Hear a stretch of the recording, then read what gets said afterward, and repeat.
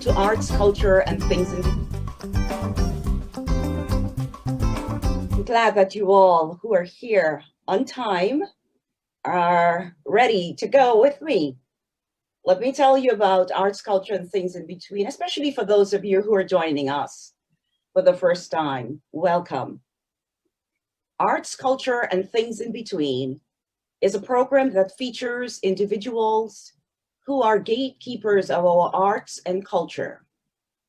They are not only performing artists, but also teachers, advocates, and scholars who focus on the preservation of the arts and culture. When arts is mentioned, it is being referred to as different art forms, like visual, applied, or performing arts. Examples of visual arts are painting, photography, film, sculpting. Examples of applied arts would be like architectural designs and project building. For example, fashion designing would be considered applied arts. The way that the fashion designer works with the various types of patterns and fabrics.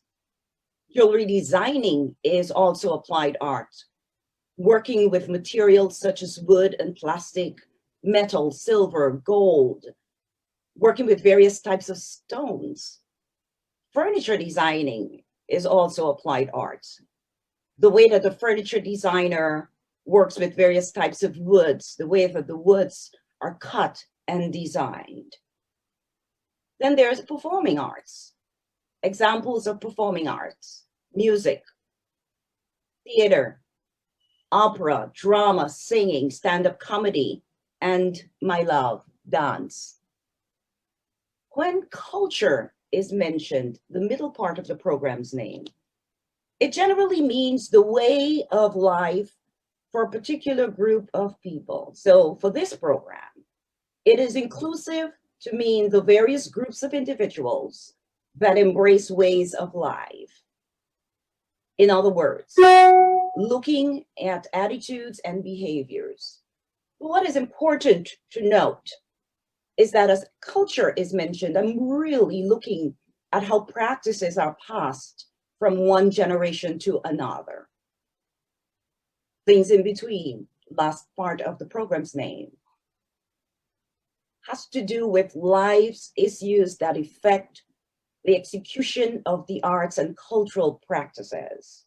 This involves both positive and negative experiences that become part of the creative process. Today's guest is a performing artist and so much more. But let me share the bio.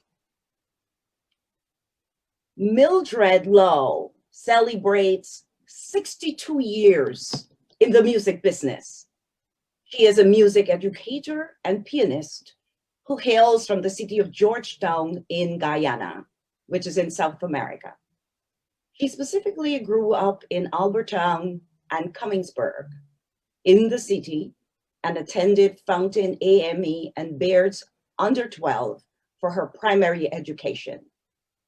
She completed her secondary education at Cambridge Academy and finished when she was 16 years old. For a very brief period after secondary school, she tried typewriting and shorthand classes, but this did not last because of her love for music. Mildred's musical journey began as a child at home, as she was born into a musical family, the Hunts. This talent was passed down through generations. Her grandmother and mother were both musicians. Her mother was musically gifted, so it would appear that Mildred really had no alternative when it came to music. Mildred learned music from her mother, who was taught by Miss Miriam Daniels, and Mildred's mother eventually taught music. As Mildred got older, musical concerts on the weekend became a part of her life. In 1958, Mildred began attending classes for and performing on the piano and cello at the music festival held in Guyana. While she took piano classes at home with her mother, she attended cello classes with Mr. Francis Percival Lowe. It was from there, that she became involved in the family class with her sister and mother, which was fun. She was also taught advanced piano lessons by Miss Daphne Scott. Instead of attending to her short-lived typing and shorthand courses, Mildred would find her way to the music festival.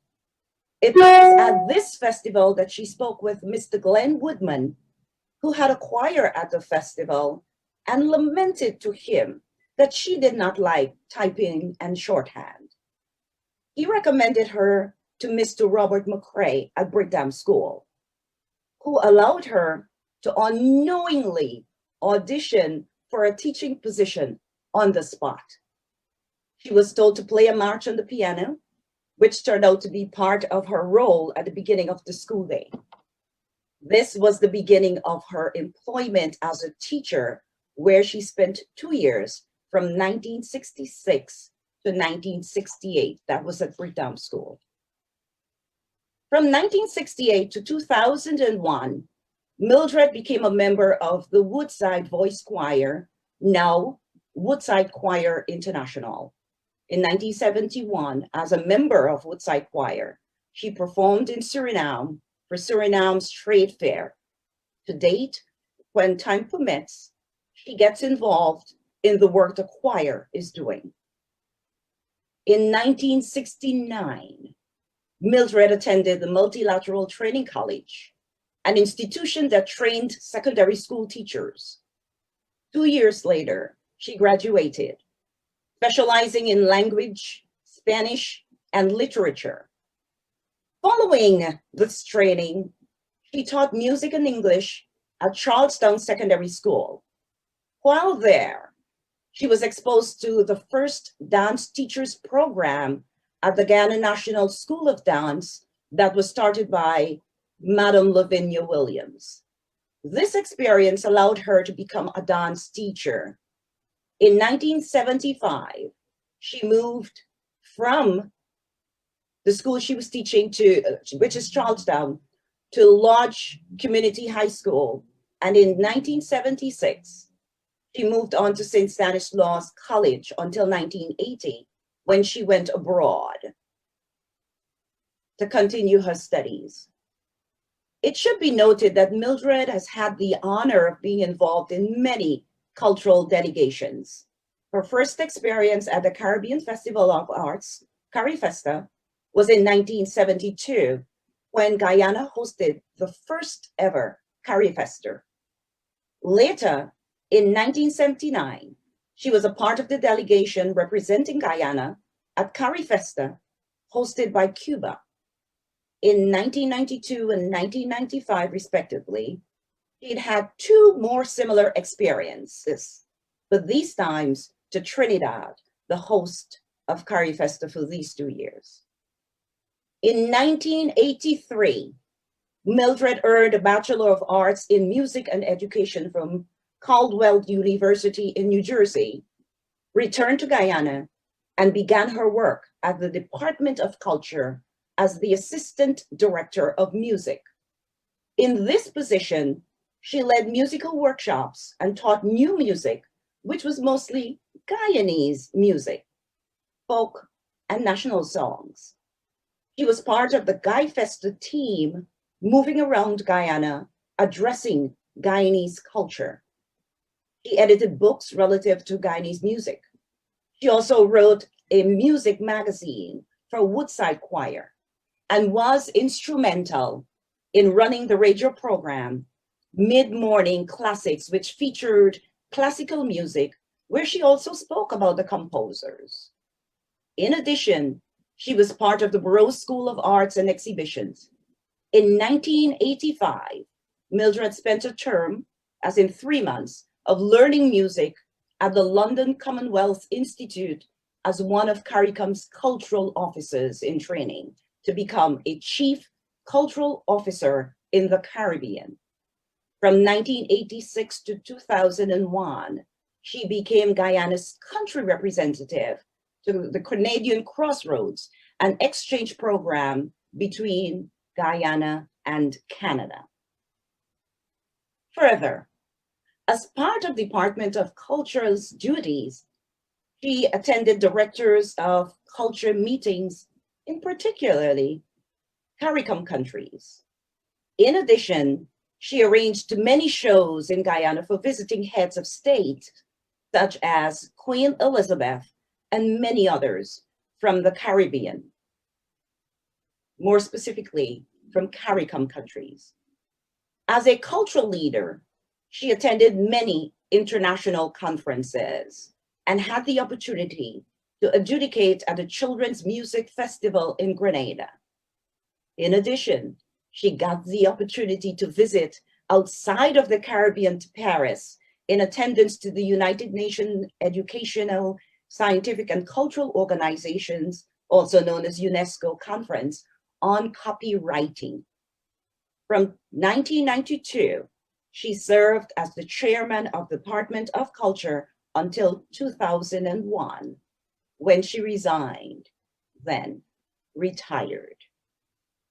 In 2001, Mildred migrated with her family to the United States and settled in New York. For 17 years, she worked with the New York City Board of Education and taught music in the public school system. She taught in elementary schools, which would be pre-K through grade 5. Students were taught music, singing, keyboard, and recorders, depending on grade levels. As a teacher in New York City, she regularly attended various conferences and workshops organized by teaching institutions. While teaching in 2005, she earned a Master of Science in Educational Technology from New York Institute of Technology. In 2018, Mildred retired after lending 50 years of service to the educational system. Currently, she is a music minister within the Episcopal Diocese of Long Island, where she plays music for the choir and church services. Due to the pandemic, she's engaged in virtual services through her music that she records, and this is pushing her to become tech savvy. Mildred continues to enjoy her musical life and life on the whole with her family members and sons, Curly, Kevin, and Kenrick, who are musicians in their own right. She has received many awards for her prowess as a musician: the Golden Arrow of Achievement from the Guyana government, the James H. Robinson Award for International Service from the Canadian Crossroads, the Guyana Cultural Association for her contribution in the preservation of Guyanese culture, and Brooklyn's Borough President Eric Adams Award for 50 years of teaching. Ladies and gentlemen, before we talk with today's guest, let's take a peek of who she really is via a slideshow.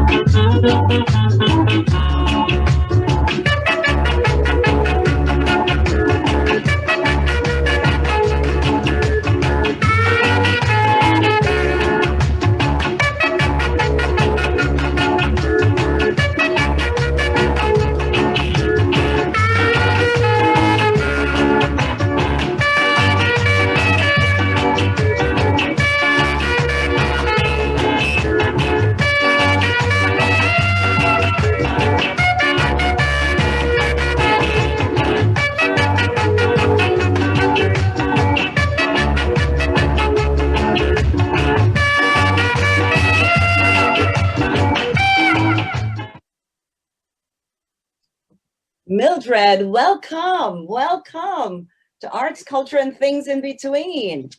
Thank you. Thank you. That was so funny. I never realized how much there was in the span. I never realized until you see it in front of you. 62 years you're talking about?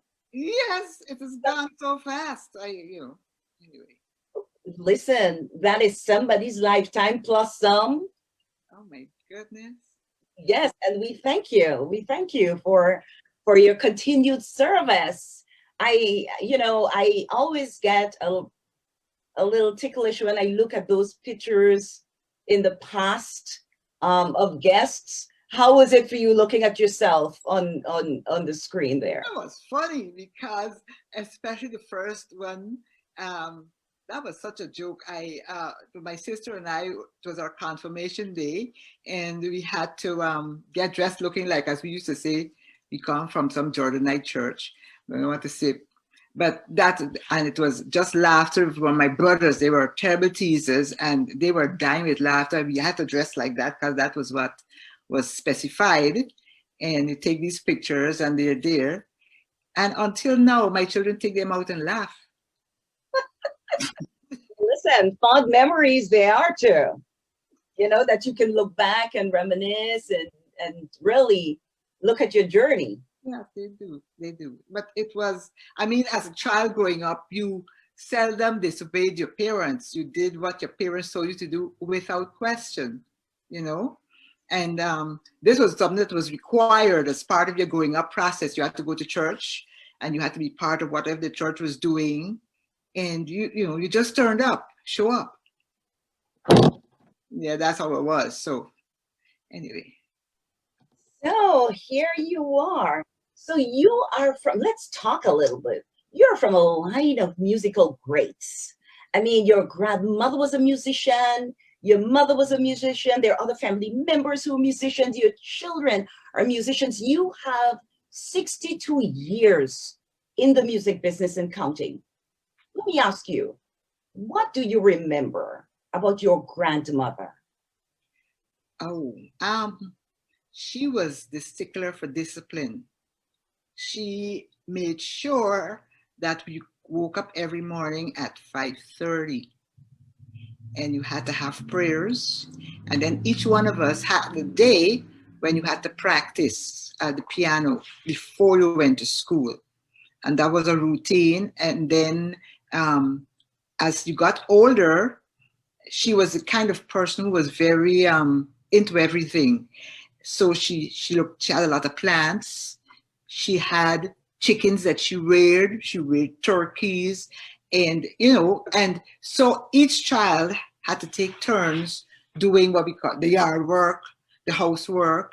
And as you got older, there were more things added to what was required from the children, until it got down to the weekends, which I liked only because you got to go on the bus to Stabrook Market. I like walking around, and you had to go there, and there was a man called Mr. John. That's what I remember his name.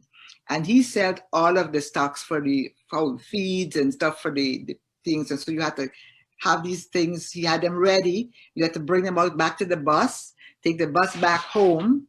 And then she would meet you at the bus if she felt like it. But most times it wasn't a far walk anyway. And you brought it home for the animals' feed for the week.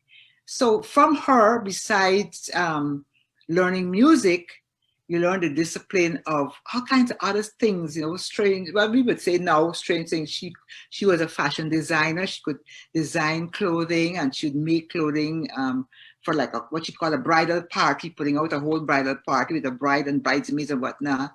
She did hair. She did your hair.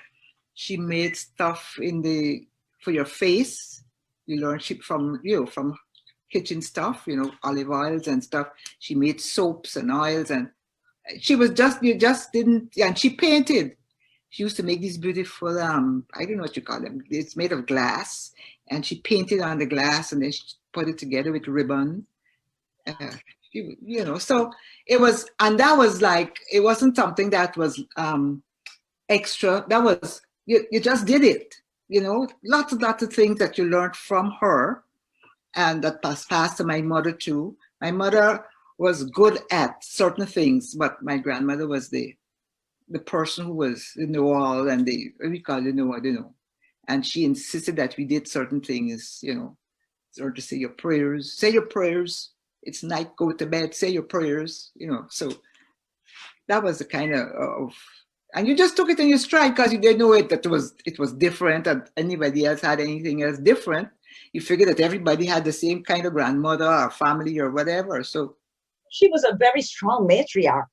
I mean, yes, would speak. yes, yes. So, how old were you when you were exposed to music for the first time? I don't know. I I the music was always in the house. It was always there. She was playing, my mother was playing, people would come to sing to because she taught music. So in all of that crazy situation, there was a time when she was teaching. So she lived with us. So there was never a time when you didn't hear music.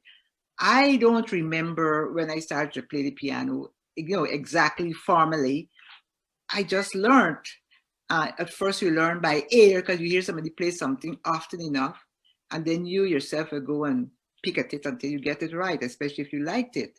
And then my first exam, I think, was I was about 8, 7, 8, something like when you had the very preliminary exams, and you go up. I skipped some years. I didn't go year after year.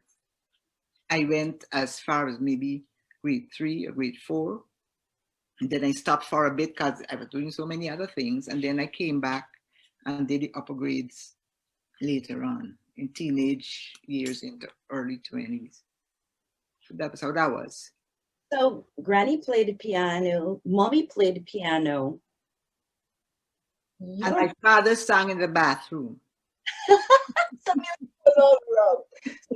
So your mother was a music teacher. Yes. How was she with you as a child? Her child. Go to teach music. Oh, um, she was fine till you started to do wrong things, and she would say, "That's wrong, play it over."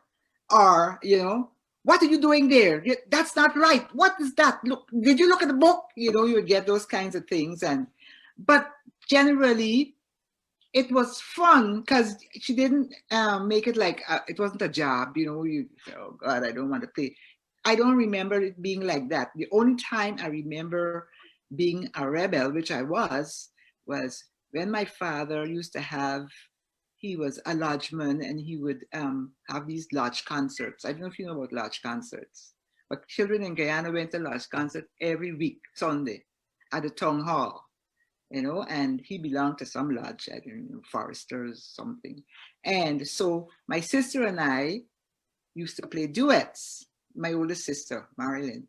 And I remember one year, I just didn't want to play anymore. I was like, I just had it. And we had to play a duet. And my father was, "Practice, let me hear you play." And I was like, because I was really mad at him. And I must have got a slap or two. I don't even remember. But I know when I got on the stage, I decided I wasn't going to play. So I put my hand on the keyboard, on the piano. I play a note. My sister had to play both the bass line and the treble line at the same time. And she kept punching me in my side to say, "Play, play." And I wouldn't play. And we came down, we bowed. As soon as she said, "She didn't play a note.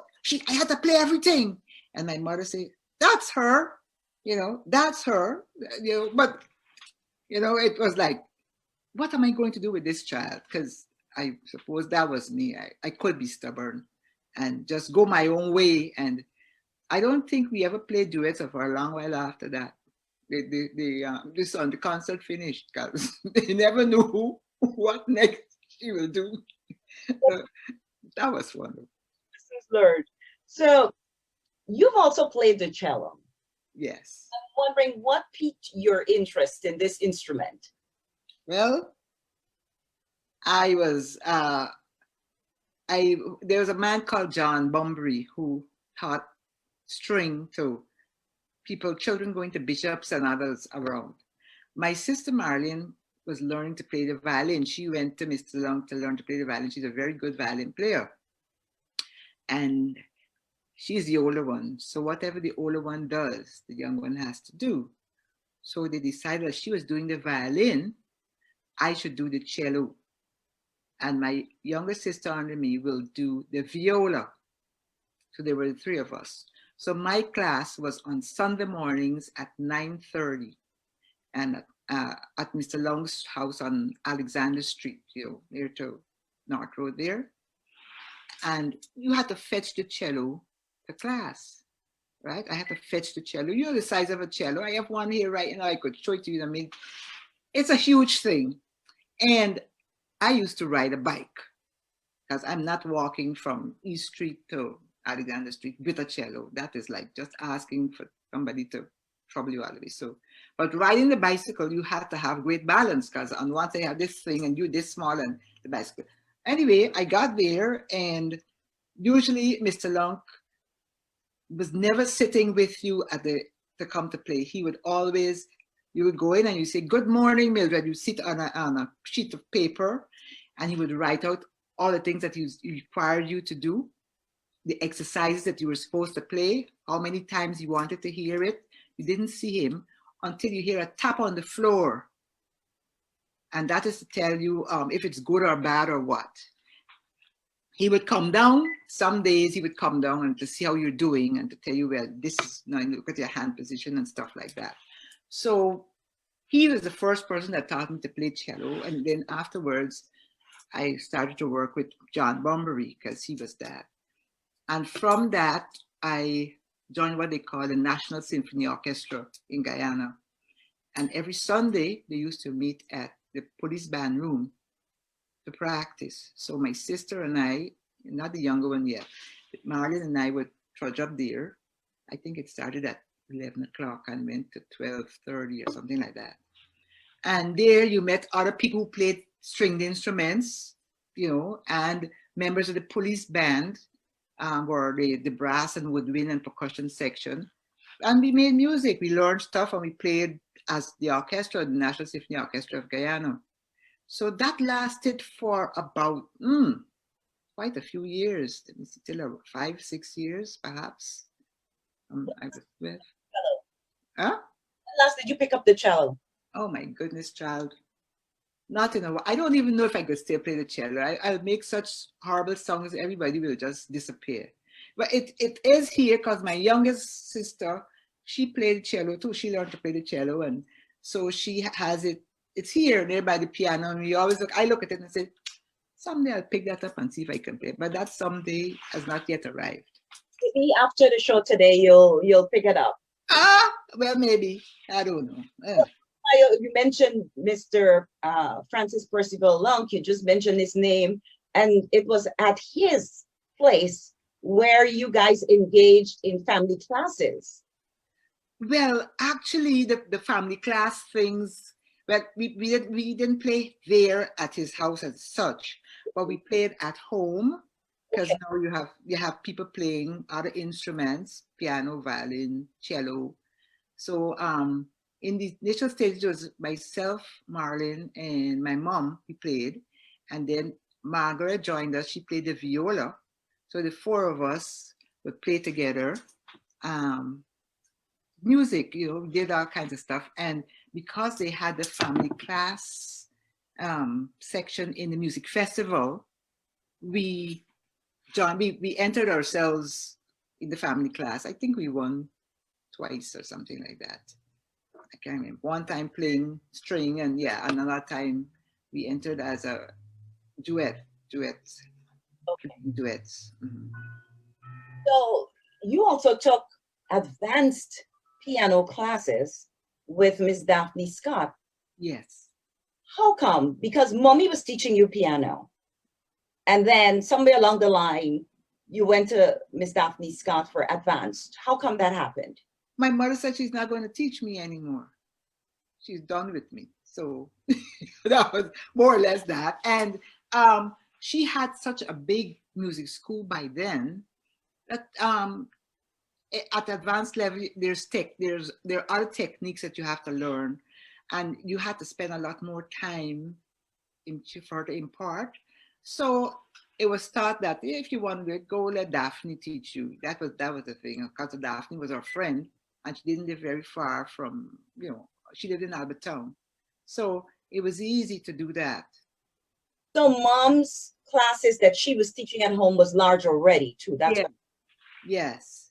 okay. So, and Miss Scott had a large school too, but everybody had their time, and she stuck to her. If you had a half an hour at, say at 3 o'clock, I don't know, just calling any time, you went, and for half an hour she really worked with you on your technique. She hated it that if you went to class and you didn't practice. She got really, really angry. So, well, I never fell into that category because I saw her really take off on some students of hers who didn't practice. So she would wall them out. But I like doing it. As again, you like doing what you were doing. So it didn't matter when you came home. You could practice any old time, early in the morning, late at night, whatever. So it worked. I want to ask you now to play us something. Oh, wow. Magical fingers that you have there. But actually, when we were talking, I remember that for my audition, I remember I told you the audition would come later. I had to play a march. I didn't know it was an audition. Right. Mr. McCrae just says, "Can you play marches?" And I look at him like, "Yes." You shake your head. He said, "Play a march," just like that. He was. So I don't want you to play the march now. you want me to just play anything? Something else. Oh, well, let me see. Let me turn this around a bit. Yeah. I'll start with one of the things I learned early, of course, that my children still like. Okay.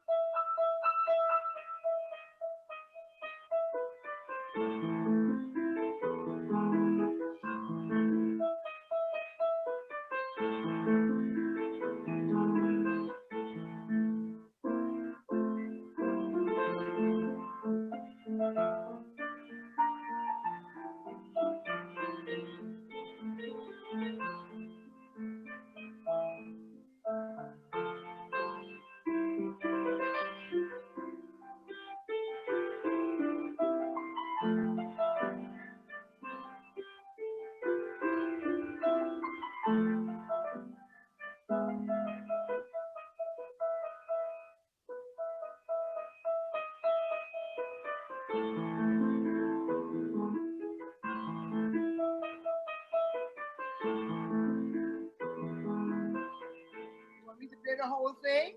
Oh, that's good. That is good. That is good. I'm so in awe just watching you. If you can tilt your camera because I'm just seeing part of your face now. There you go. Yeah. I mean, I am just in awe about how the fingers were just going like, and it's so soothing and so good to watch. But that's like you on the dance floor. That's like how I look at you on the dance floor and wish I were you. Hey, it is what it is. Wow, thank you, thank you, thank you for that. Thank you for that. Really appreciate it. So you have not only done exceptional work in the music business, but also in education. You've been able to pull them together. So you graduated from secondary school at 16 years old. Yeah.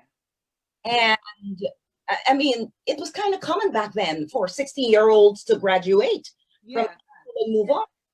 That happened because several things, I think.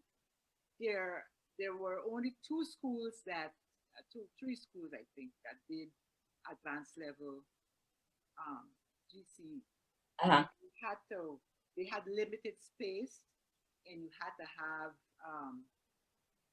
they were very picky. You had to have a range of stuff that I did not have. I was not a scientific person, and so I think the science stream had the space, and I wasn't a science person. So they move up there, people first, and then whoever space is left. So because of that, I didn't get to pursue A levels. So you finish O levels at by 16, you were done with your O levels. You could go back and do O levels, more O levels if you wanted to, but my parents were paying school fees. So at that point, and they would have to pay more school fees for me to do anything further. So it was a case of, well, what can you do, in the space between 16 and 18 when you could become a public servant. Because you had to be 18 to become a public servant, because that is the age to come in. So in that gap, that's when I did the typewriting and shorthand and kind of. Wow. Okay, so Mildred, I want to ask you to speak up a little bit for me, because I want to ask you to speak up. So, all right, so you finished high school at 16, and then mom sent you off to typewriting and shorthand somewhere in Thomas Street there, opposite or right by Cyril's garage. I remember that because I remember the school because I went to St. Anne's, St. Angela's across the street. Yeah, across the street. So I remember that very well. Tell us about this experience of going to typewriting and shorthand. That was a disaster as far as I was concerned. You'll go to school, you learn to read, to write. You can write, you can read. There's not a problem with that. But it took me a while to figure out that when you made those squiggly things and the word is paid, it's not P-A-Y-D, it's P-A-I-D, like regular language. And I couldn't, why is this language so funny? And why are all these squiggly lines? And the teacher was very looking at you like, you're not going to make this. I don't know why your parents are wasting time. And I was like, I hate it here. I don't want to come. A friend of mine was going to the same place. She lived next door to me. Her name was Audrey. And she was saying, well, why are you finding it so hard? I said, I don't know. I don't find it hard. I just hate it. And then the other thing was you get on the typewriter and you got to type the QWERTY line, the Q, W, E, R, Q, Y, whatever that thing was. That wasn't too bad, But I was bored out of my mind. It was like a mindless exercise. Unfortunately for my poor mother, the same time when I started the shorthand and typewriting classes, Music Festival was on, right? It was Music Festival time, and they had 3 sessions, 9, 3 o'clock, and 8 o'clock at Queen's College. School started at 9 too. So I would leave home with my books, my bag, whatever. And instead of going south, I went north. And I was doing that for quite a few days until one morning my mother decided she was coming to the morning session. I don't know what got into her. So she comes up, and there I am helping at the door, doing stuff. And she says, what are you doing here? And I couldn't answer. I said, well, I didn't want to go to school today. And, she was not a person who would knock your head off in public. Even in private, she would quarrel and fuss and fret, but she was, So after about the second day, after I realized she didn't say anything too much, I went back. And about the third day, she complained to Mr. Glenn Woodman about me, that she doesn't know what to do with this child. She can do things, and she doesn't want to go to this typewriting class. And so then he called me. He was a very nice man, and he said to me, so what is it about this typewriting and thing that you don't like to go to? And I said, I hate it. Just like, I hate it. I can't do it. I can't sit down there. He says, okay. And I thought that was the end of it. About an hour or so later, he came back with a letter in an envelope. And he says, do you know where Brickdam School is, at Brickdam and Camp Street? And I said, yes. He said, take this letter and go to the headmaster. His name is Robert McCrae. He's a friend of mine, and tell him I sent you. Of course, you're doing now as an adult talking to a child that was 16, just over 16, and still a child. So I went, and before you tell us about what happened when you went to see Mr. McCrae, let me ask you this. What was the experience like when you attended the music festival? Oh, If somebody has never gone, how would you describe it to them? excitement. What was exciting about it? Kids love competition. You know that. Kids love competition. And there were days when some people, some people who were really good musicians, and the competition, like in the under 12 piano category or the under 16 or whatever piano, singing, when it was choirs, the high school choirs, every school in Georgetown, particularly, primary schools even, had choirs, beautiful choirs, conducted by people who didn't know formal music, but they learned the music. They got people to come and help them. So the whole of the auditorium at QC would just be filled with babbling, noises. But as soon as it came to competition, the entire place was quiet. There was not a single word heard said until it was done. And then depending on how the person performed, they'd get and jumping up and on, and the adjudicator would be in the middle there. And you always waited with bated breath to hear who was first, second, and third. And they had the sessions were like preliminary sessions. If there were too many people, they would have had preliminary sessions before, and then they have the formal sessions during the morning. The children's were in the morning, and then the best from these different classes would come to what they call championships, which would come at the end of the festival. So depending on the day of the week and the time, you would have, people were always in there. People loved the music festival. It was every 2 years. And when I tell you, people from all over Guyana came, it was a thing to come to music festival.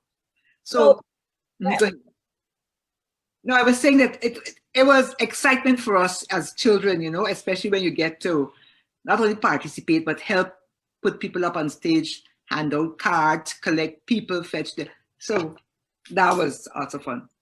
So was it at the music festival that you and family won something? Yes, yes. How was that experience? And you played?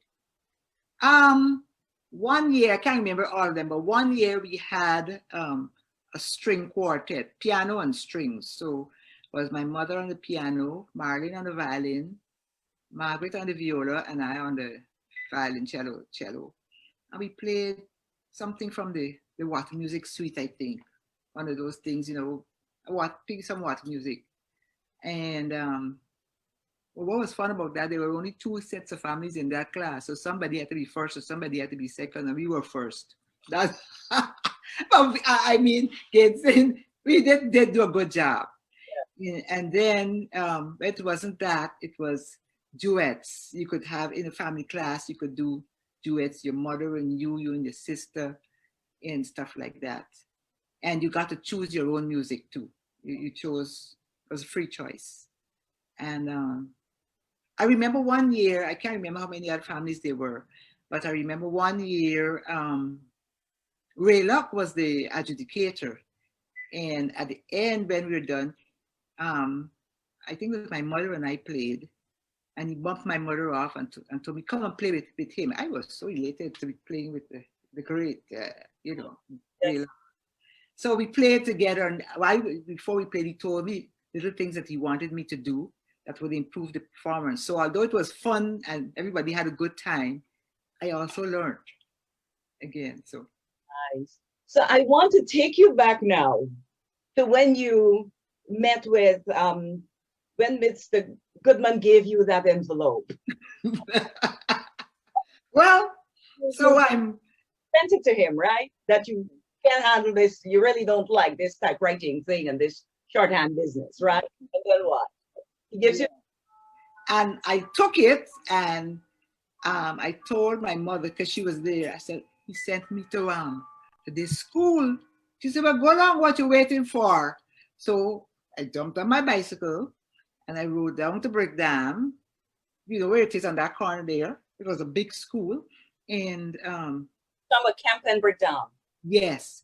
And I go up, and he was a very short man, but he was up on the stage. I don't know if you know, in schools, it was open seating, and so you could see the entire auditorium. building, yeah, and his voice was like thunder.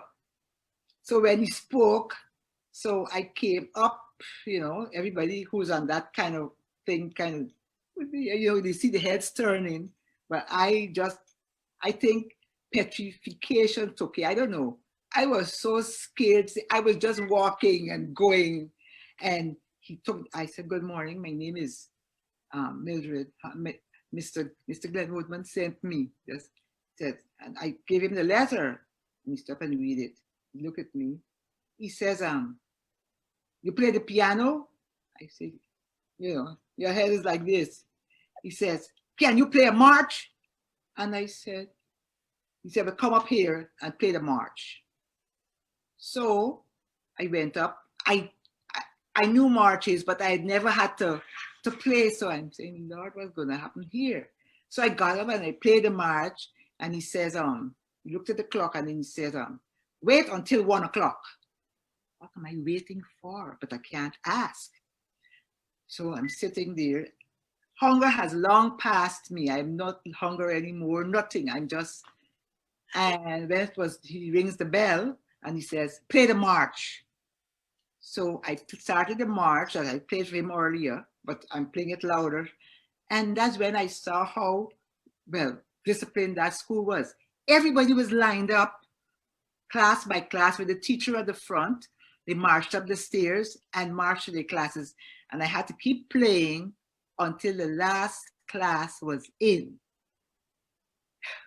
And I was done. He says, all right, come back tomorrow morning, be on time for 8 o'clock. So I didn't know if that meant I got a job, what I'm coming back for. Absolutely no idea. Absolutely, I was that, I don't know, zoned out. So I went back the next day and I had to play marches. Now I'm playing marches twice per day, in the morning and in the afternoon. All right. And then he sent me to a section of the school outside, which is the secondary side of the school, or the upper school. And he said, you're assigned to this teacher. She'll tell you what to do. So let me ask you, the march that you played, now it's like at the beginning of the morning session and the beginning of the afternoon session, is that it? Yes. Okay. And I'm carrying on a private conversation via text. And is it Camp and Brickdam or Lime and Brickdam? Camp in Brickdam, opposite the church, right opposite the church. And oh gosh. Yeah, the Brickdam Cathedral. Cathedral, yes. Yeah. Yes. Yeah. Okay. All right, good. So let me ask you this now. I don't know if you took your Prevagen or you that march. Sure. You made me remember it. So, yeah. Oh, I should say that because of that, I couldn't play the same thing over. So over time, I had a series of marches that I would play. Every day I tried to play something different so I could learn marches.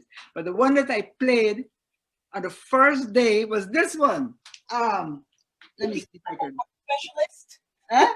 Yes, I became a march specialist. It got like this sound.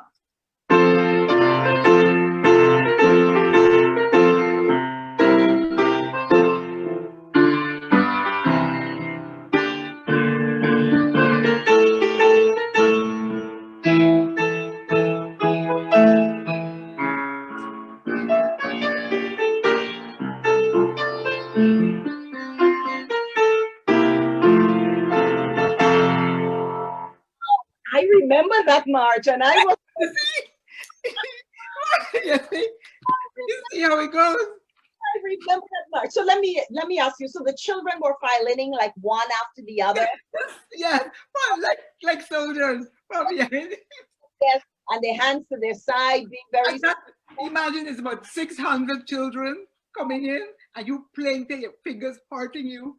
And, one day he said, "Stop," because some child, I don't know what the child did, if he didn't march right, but he called the child out by name and put him on the side. I mean, he can get licks when marching, when prayers and stuff is over. He's gonna get it, whatever he was doing. Then he said, start again. So you have to start back. Wow. Regimented. Let me ask you, how long did you play for each? I mean, for 600 children to march in, and I'm not sure about the size of the area and all of that, where they have to go. So you're playing for like what, 7 minutes? Yes, yes. Wow. Wow. Your fingers really have good training. They hurt. So how was it though working with Mr. McCrae? Oh, well, I don't know, you wouldn't know because I don't think they used to have it after he left. But Brickdam used to have one of the biggest school fairs in Georgetown in December. When you came back in September, you started to prepare for this December school fair.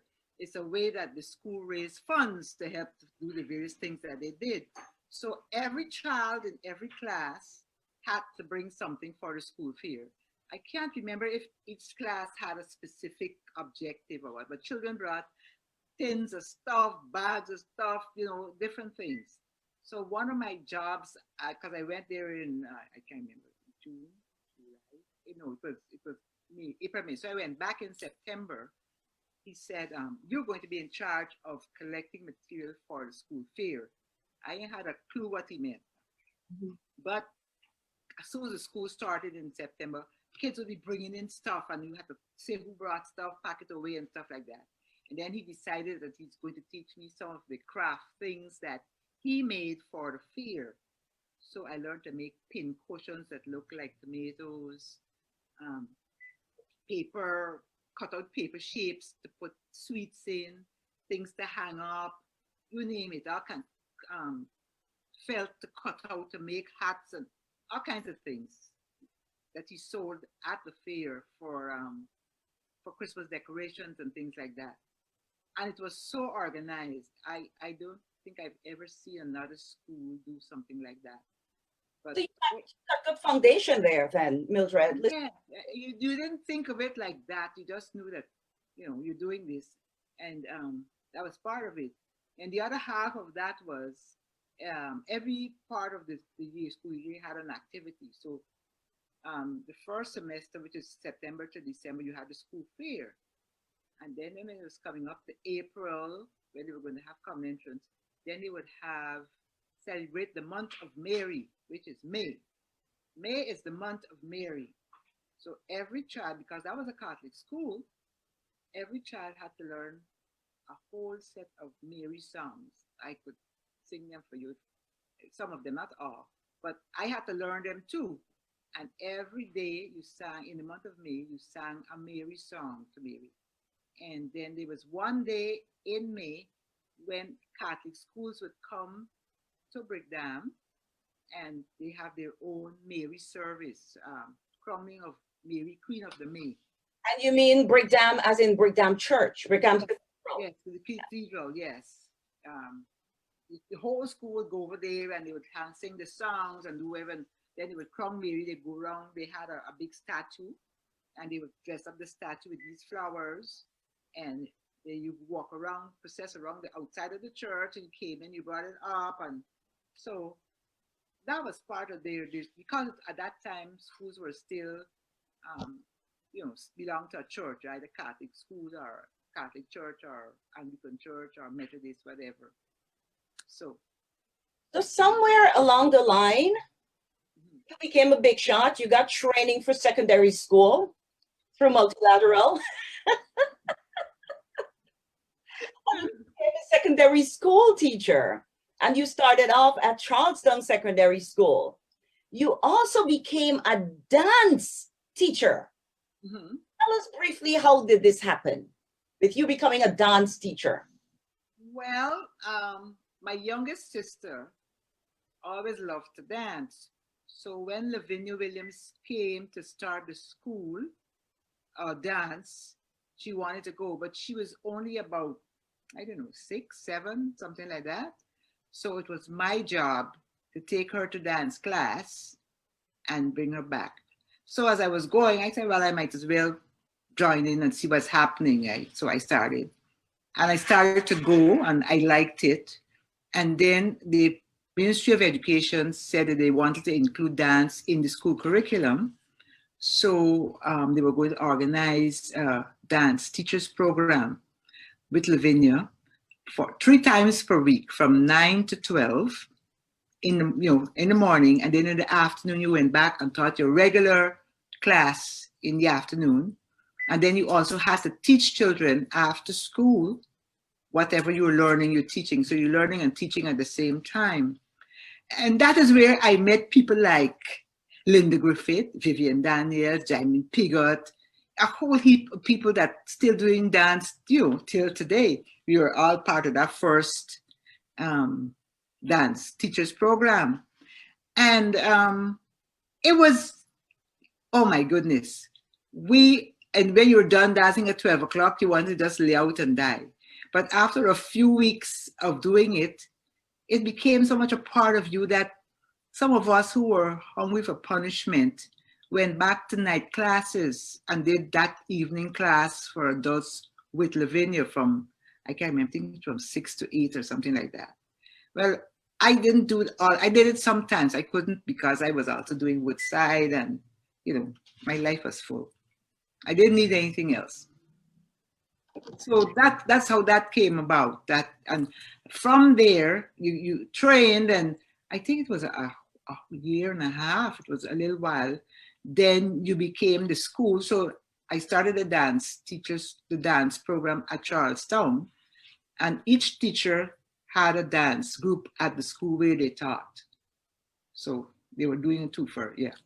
Now, I understand the 3 times a week going to the teacher's course back to the schools.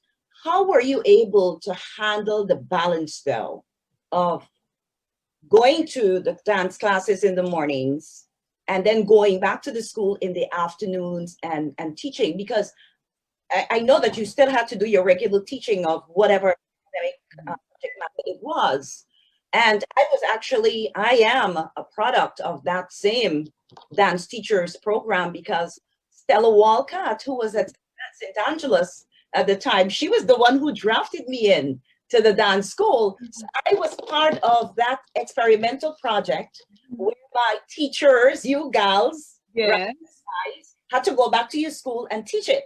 But I, for us, we children, we couldn't wait for the afternoon after school, because teacher Stella had practice for us then and all that. We were just consumed in thought about, can't wait for school to be over so we could do this. So I'm wondering for you how it was. I can only give you from my perspective as a child, being a part of this, but how was it for you?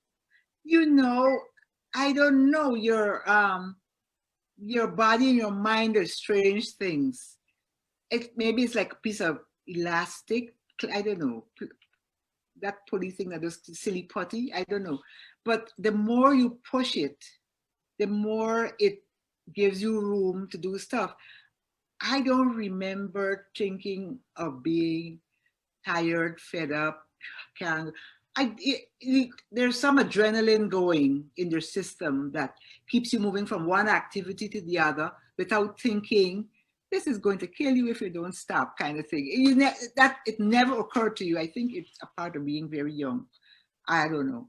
But you didn't, and all of us were in the same boat doing stuff. And I remember the first big activity we had. I think it was something to celebrate Guyana's independence.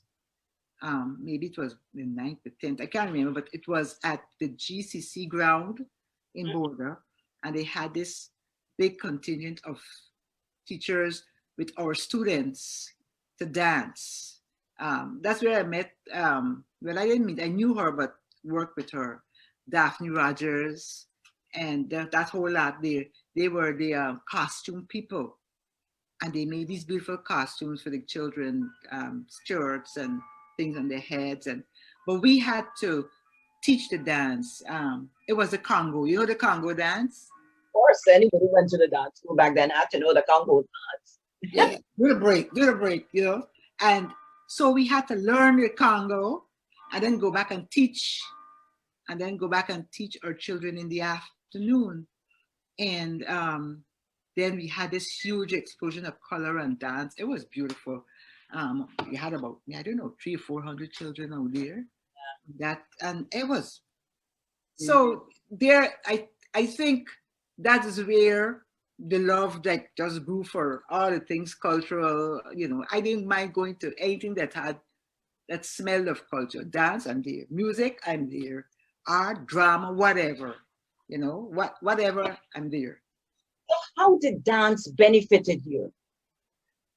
Um, Physically, it was good because I was, I can't tell now, but I was really skinny, really dry bones kind of person.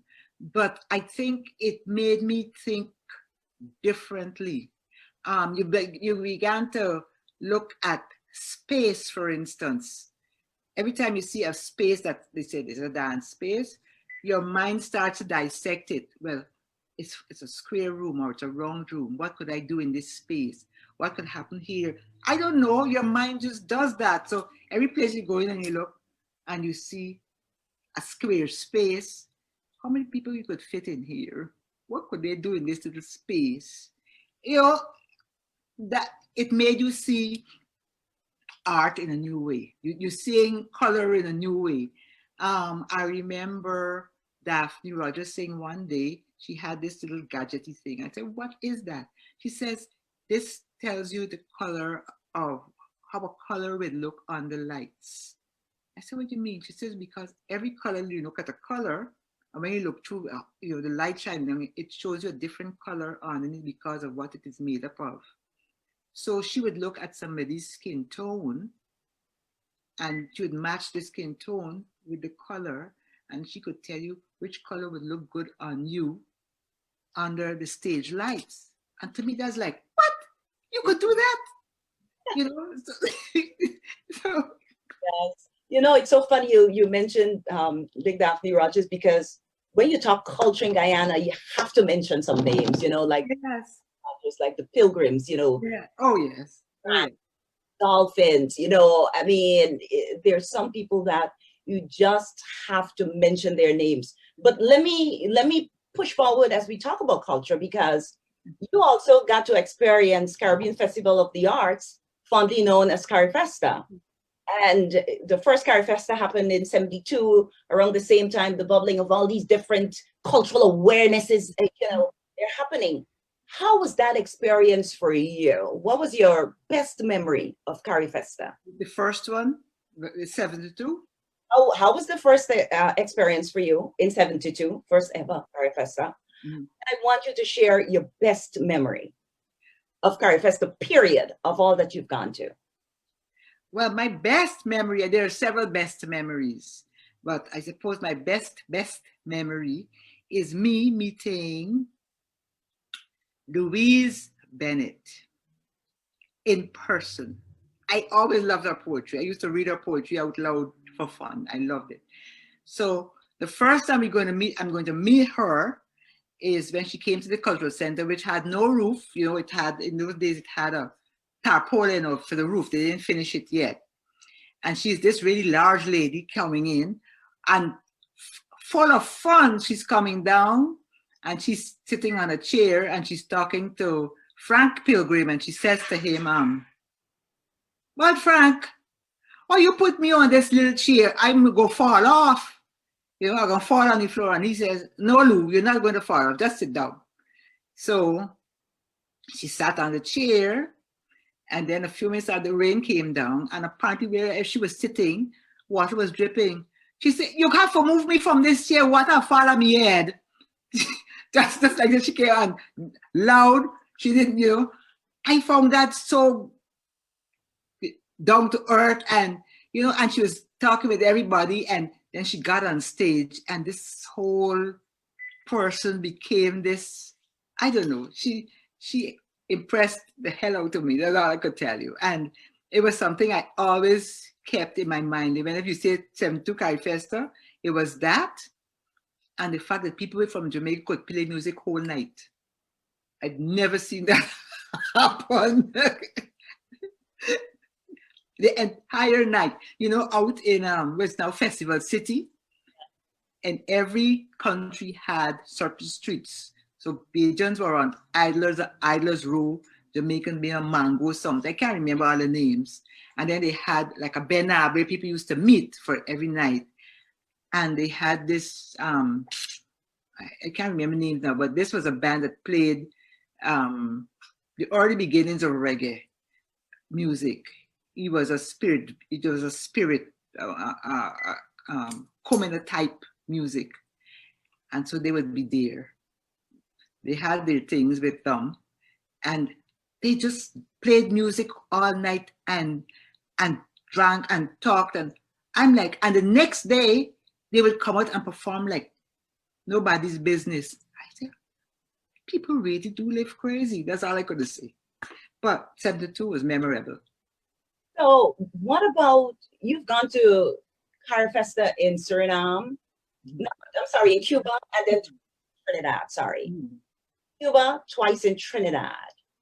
How were those experiences in comparison to the one in Guyana? I'm also thinking that you probably would have experienced some richness of culture in Cuba, especially. And I'm only saying that because I've gone to Cuba like 3 times through the dance company. Yeah. And I know that the way that they put a twist on things and the very nature of Cuban culture is something to behold. Yeah. I was wondering, you know, how were those experiences for you? Cuba is, as you know, is different. Because I've been back several times since 79. I went back like 3 times after then. And the way that they present their life and their culture is not something separate and apart from their life. It's their life. It's their life. So everybody sings, everybody plays, everybody dances in some form or the other. So, as you know, in 79, they had Carifesta Village. And the Carifesta Village was an entire school district. Their schools are a district. You have from nursery right up in the same, they have sports arenas, post office, shops, stores. It's like a mini village, and everybody knows where they're going and what they're doing. So to watch, not only they performing, but all the other people who came from non-English speaking countries, Javanese, the people from Brazil, the Venezuelans, Costa Ricans, Argentinians, you name it, they were all there. And it was like a potpourri of, you know, you just inhaling every night. There was something every day. As you know, Carifesta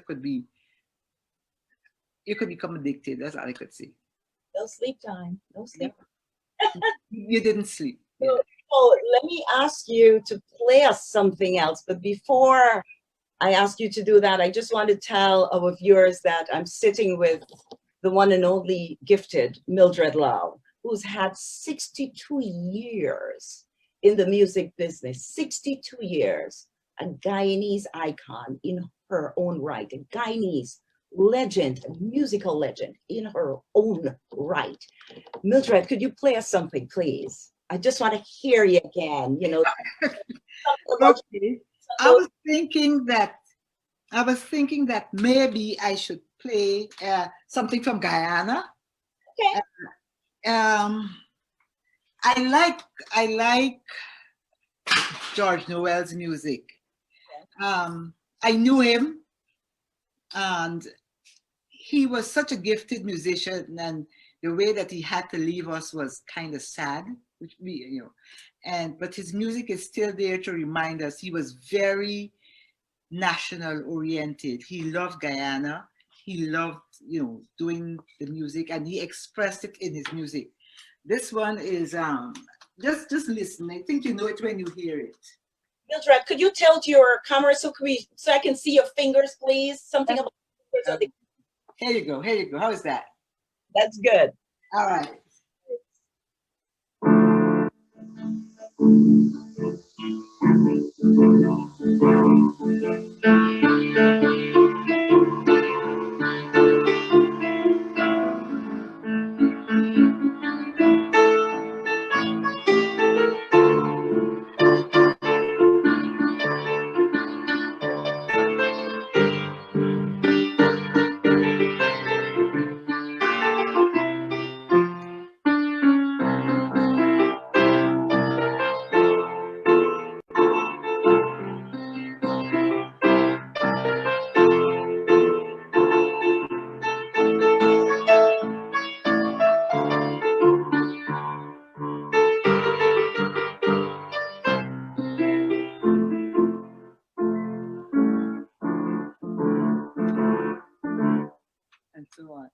And, and thank you very much. Thank you very much. You know, I watch you play and I'm thinking, gosh, this woman bright. She's walking around with all of these notes in her head, all of these songs. I just want to be like you when I grow up. Me too want to be like you. We can work out. We can work out an exchange. Thank you. For those of you who've just joined us, who've joined us late, I'm sitting with Mildred Lowe on arts, culture, and things in between. You just got a little taste again of her musical prowess on the piano. So you have really done a good job of the way that you have worked in music and education. And you're an eclectic person, I would say. After teaching at Charlestown Secondary School, you went to Lodge Community High, and then you went on to St. Stanislaus College before traveling abroad and earning your Bachelor of Arts in Music and Education. And it really made sense that you got a bachelor's degree in arts and education, right? Music and education, sorry. How was this experience for you? Because I'm thinking that it's the first time you're going out for especially to address education. And we know that education in Guyana is different from education in the United States. How was that experience for you? Well, it was certainly an eye-opener. I went, before my school became Caldwell University, it was Caldwell College. And it's basically a Catholic college. You know, we had lots of nuns and priests and stuff teaching professors there. They had regular people, but they had a lot of that. And Caldwell, as you know, is in Essex Fells, New Jersey area. And here began my, what I call my international education in terms of how people see you. I know I come from a country with what we call 6 races. But when you get out there, you're only one of 2 races. You're either white or you're black. And so the first experience I had was having to deal with people who thought, where did you come from? Questions like that. Where did you learn to speak English? You speak like somebody who was trained in London. Did you come from England? No. Guyana, where is that? You know, those kinds of things. And because I had the kind of background I had, some of the things were very easy for me to do. And they would kind of look at me like, how come? And it got to the point where even my friends who were black would ask me, they used to call me the Oreo cookie at college. And, you know, I don't know, my skin was thick, I think. It didn't bother me. We just got on, and with both the whites and the blacks. And I was one of the few blacks that could stride both areas of, you know, what are you talking about? And I could relate, because Guyana is definitely a country that teaches you without you knowing, teaches you a lot about racism and how to live with people. You know, it does. And you don't realize it until you're out there and realize that, you know, we're all human. That's the only race there is. It's a human race, because everybody was the same in the end. Besides that, education-wise, it exposed me to American style education, how people learned, how people taught. And that for me was a little battle, you know, mentally, not the work, but the way it was presented and how people taught as in teaching, and what people thought about the way to teach. So it opened your mind to that. But it was also fun because you got to learn a whole host of other things that you didn't even think about. You got a chance to play in a band, to play in an orchestra, you know, do recitals. It was the first time I got an opportunity to go to musical theater, Broadway, because when you're there, students used to have cheap tickets. So I went to opera. I went to the opera there. I went to see theater, musical theater, the dramas, because it was only an hour's drive from Caldwell into New York City. So as a student, you have certain privileges. So it was an interesting time. I spent 3.5 years there, and I learned more than just music, you know. So it helped me, put me in a good stead for when I came back home to know things that we could perhaps try to do and to think differently, thinking differently. So you talk about when you go back home, and I'm thinking now, before, when you went back home, rather, you went into Department of Culture.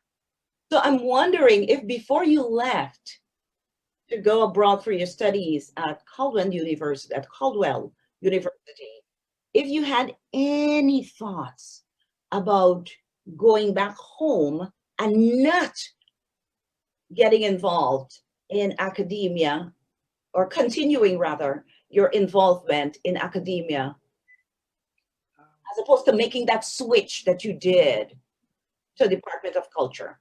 Well, actually, I didn't leave.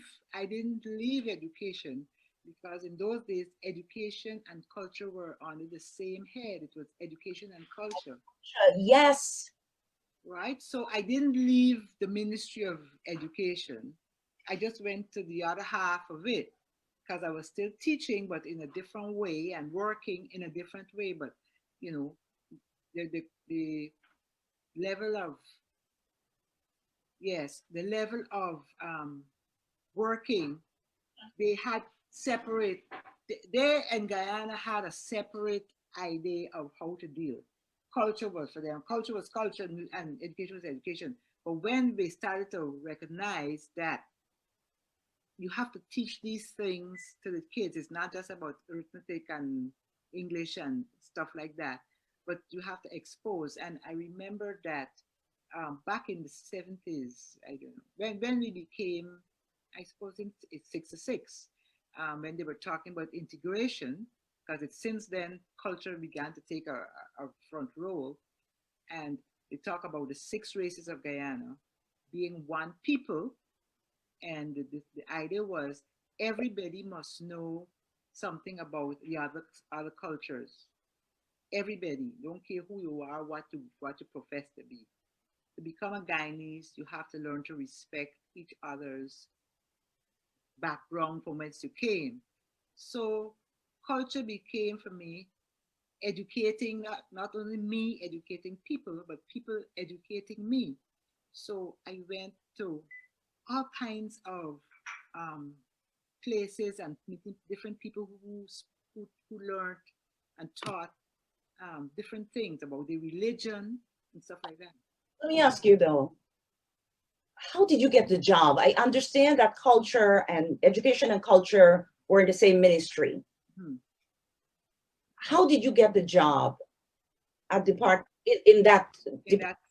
Oh, well, I suppose against my stubborn streak came out, because when I came back, I thought that I could better serve Guyana in the cultural field than in the education in terms per se of being in a school teaching music.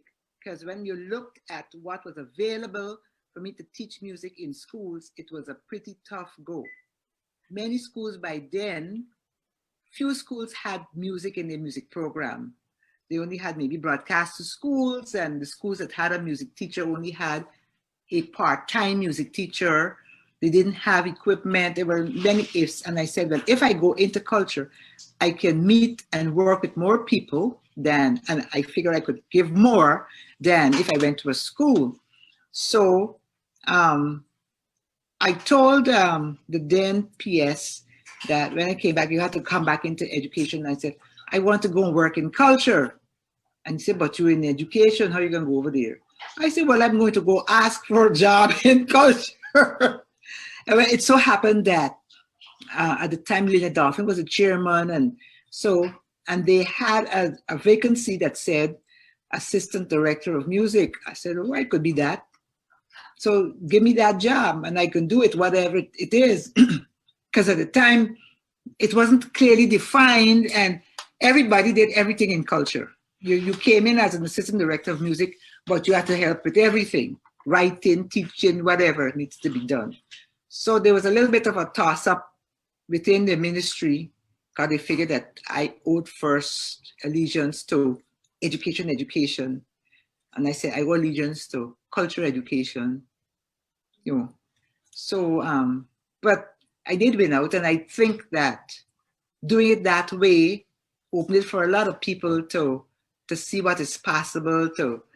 I got exposed to even more stuff, but a lot of people understood a little bit more of how to work in Guyana, how to make Guyana a vibrant cultural society.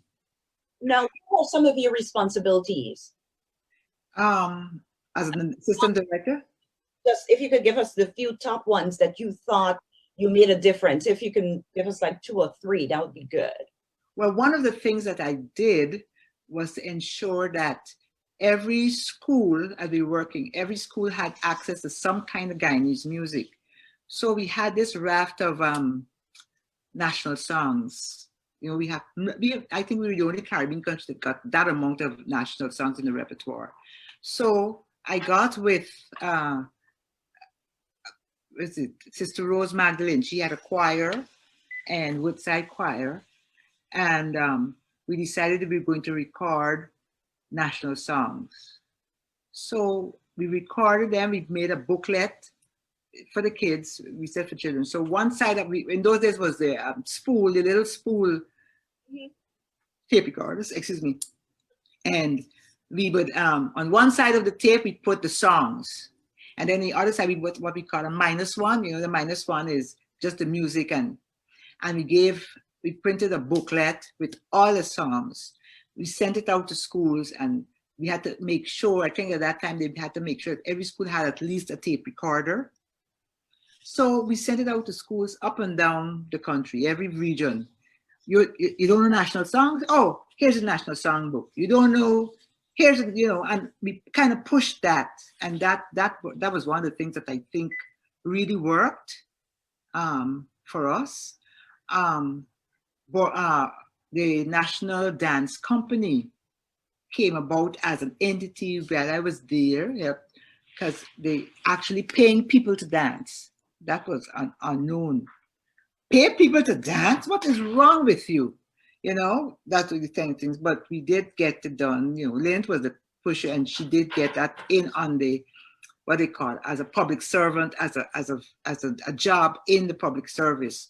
So they had the different levels, and anybody could apply for a job as a dancer in the National Dance Company and expect a salary. That is something that I would like to see happen for across the board, but hey, that's another day and another matter. Yeah, times have changed a lot. Oh yeah. Guyana, times have changed with respect to how the dance company is. Yeah, it has. But you were so much a part of the music scene in Guyana, and if I'm not mistaken, Mildred, you were instrumental with the whole copywriting thing for music in Guyana, and that was, I think, it might have been since 1987, if I'm not mistaken, you said. And they still can't get it right. I wonder, how come musicians in Guyana are still struggling to address this issue? Any thoughts on that? Well, there's so many thoughts, and we've made so many stabs at the cherry, as we say. You stab at it here, but there's never been a total concept. I think one of the first things is for the economists and the people who do budgeting, and that's how the finance people, to understand the importance of copyright in a country. Now, people say copyright and they think only of music, but it isn't like that. Copyright is anything, what we call cultural property. Anything that a person produces from themselves, it is their own. It came from their own creative instincts. And they're putting it out there. And just as how a plumber expects to be paid for his hours of work, or a carpenter, or a contractor, or whoever you're going to call. You say you're a contractor, you're an engineer, And you up here, before they walk in the door, they tell you the rate per hour. A musician hardly ever gets a chance to do that, if ever. That's one aspect of it. But there are also other kinds of copyright things, like people who do the craft, people who make stuff, people who paint, people who draw, people who design. Even now in the audio field, where the audio field is they get a little more push. But UNESCO had put up a whole program of how to deal with copyright, because it's infringing even on the things that the country has. Guyana has a lot of, I'm not talking about time, they have a lot of stuff in the ground. They got a lot of stuff above the ground. And nobody's talking about who does it belong to, where it says it's ours, but where does it say it's ours? We don't have any laws to protect anything that we say is ours. You know, no, everything that people put on, you see a little TM, they trademark sign on it, they have it registered and stuff like that. And when I went to Paris, the simple example that they used was basket weavers. These are some African people. They're talking about the size of a folder, a tray to put stuff on, and how they're going to market it. And they said, you can't make it, if 20 people making the same type of basket, they can't make the basket of different sizes. Then when you go to ship it out, you got to make 20 different size baskets to fit each one. So you have to have uniformity in that way. So if you say the basket must be 9 inches by 6 inches, well, the envelope or the box got to be that size to match it. So that was one aspect that, and I said you have to have a copyright for the basket and for the design of the thing. So we took it from there, and we looked at, of course, music. And one of the simplest things that I pass on to musicians, and I tell them to preserve their ownership of any music that they write or song they write, whatever. You write it out, you sign it inside or with your name and the date, and then you post it to yourself.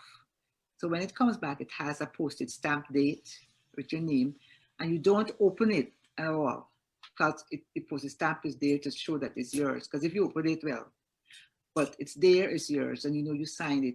And you keep that as it's a very primitive form of copyright, all right? But until such time as we have stipulated what our copyright laws are, and people can know that before I could play this music, I need to get permission from so and so and so and so. That sort of thing. So, for instance, let me give you an example of what we've done. Guyana had the ML Folk Singers and the Policeman Voice Choir. Many years ago, they made LPs with folk music, lots of folk music. It was produced by the then Department of Culture. All right, it's there. They used to give it away and whatever, sell it when they can. They didn't really sell it, they gave it away as stuff. So now, how many years later, here I am. That music, the music might not be belonging to MLs or to police, but they're presenting it. So in that way, that part of it is theirs. It's their voices, their time, their talent. And you go on the net and you see the whole ML LP being sold digitally by somebody somewhere who's charging $10 per copy for the whole LP. Where's that? It's going straight to that person, and it's selling. People buy it because people like Guyanese music. Guyanese is a big diaspora out there. And that is happening with a lot of Guyanese music that we say is our national songs, our national music. There's nothing to save it from. There's no copyright on it. There's no trademark on it or anything like that. And which brings me to your thing about how do these people survive? Right. How are musicians and artists surviving in Guyana when nobody's paying them what they're really worth? It's a sad thing, but let me ask you a question, and this is in no way to put you on the spot.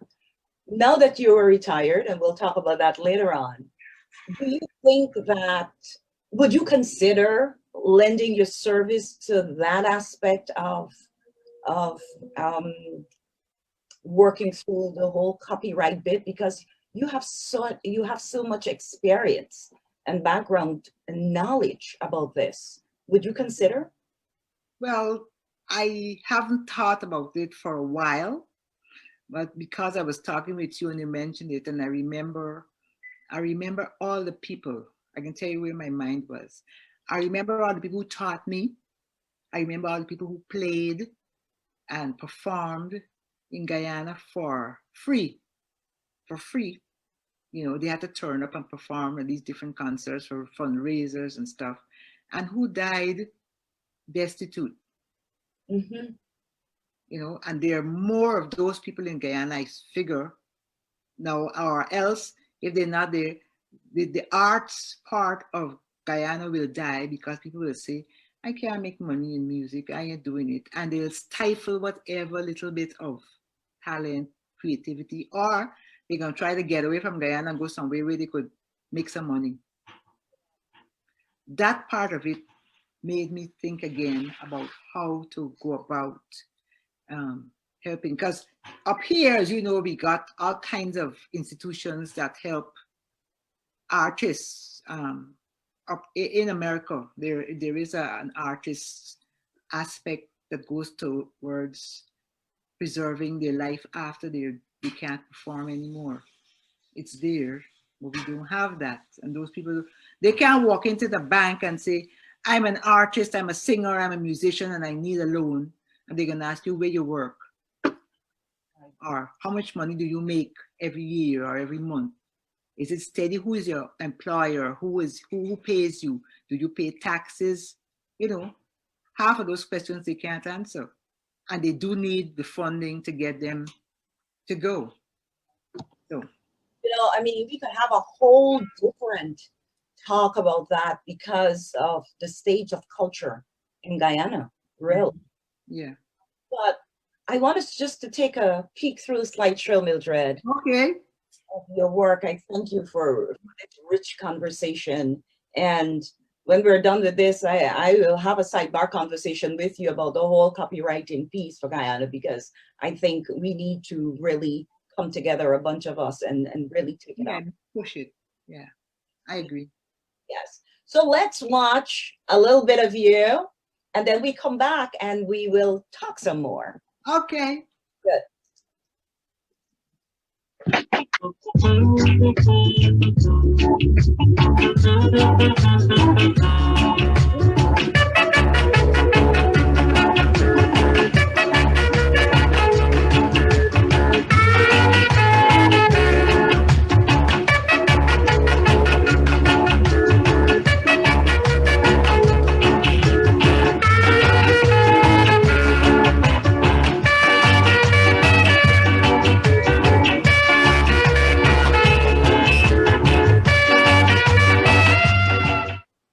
What?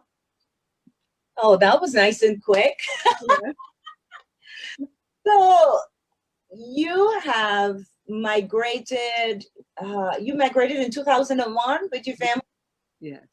In 2001, you migrated. Yes. Got right back into teaching now, right?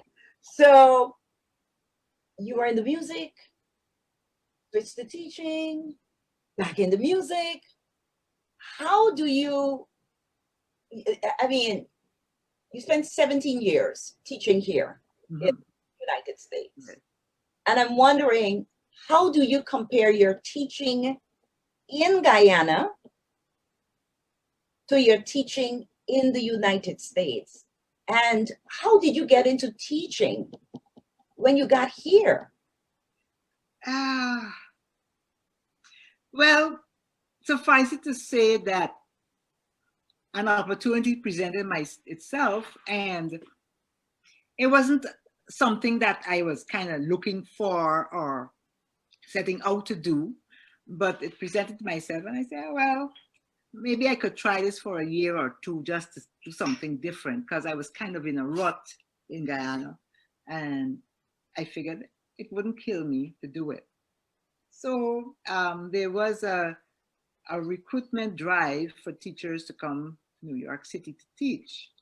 And I throw my hat in the ring, and I was kind of surprised when I got an almost instant response.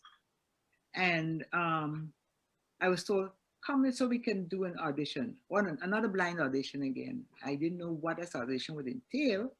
What it entailed was me coming up, going to the Department of Education in downtown Brooklyn, and the person saying to me, so how soon could you come back? And I'm looking at him like, I have a job where I come from. I'll have to go back. No, you want to know when I could start? I said, I have a family and I have a job and I got to, get my head around this whole thing that's just been thrown at me. So it was like a crazy 3 or 4 months. I had to restructure my entire life, as it were, in Guyana and come up here. By the time I got here, it was the week after 9/11. So people weren't thinking straight, doing it was crazy. And I got to a school where I thought it was the worst position there was at the time. I didn't teach music, and nobody knew. To me, it was a whole um, unsettling period. And when I did settle down, teaching up here, of course, is different, as I learned from before, but was even more different than when I was here in the 80s. So I had to definitely readjust in a lot of ways, getting back into classroom teaching and having, all kinds and types and behaviors of kids in the same classroom. And the teacher is like a shepherd pulling kids, to get them into a group so you could do something.